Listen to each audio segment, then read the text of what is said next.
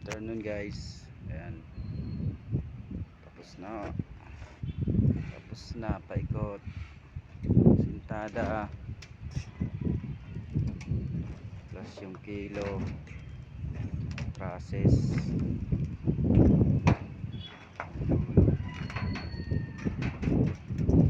Tapos na yan, papahiran na lang, plastering ngayon, kabilaan na, tapos papahiran bago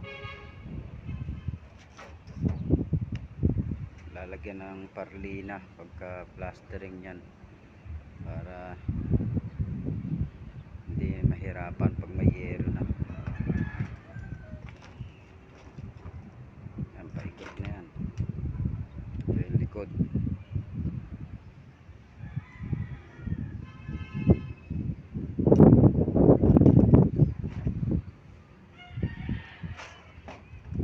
So ito na yan, palusong,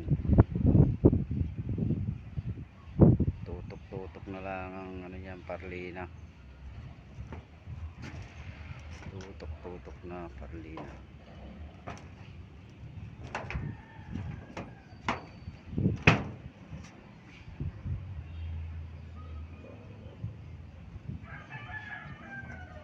Yan, ilaan na yan. Yan, papahiran na muna namin yan para pagkabit ng parlina ay ayos na, linis na.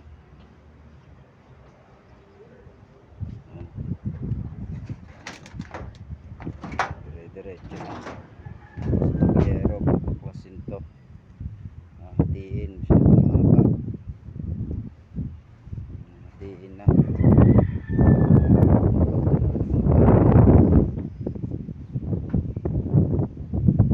Yan, paano yan,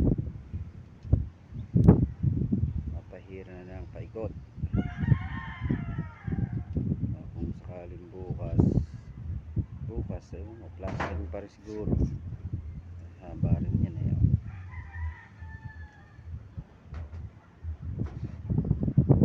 Inisin niya pati ibabaw para paglagay ng plastic ay matigas, hindi mo yung hollow block.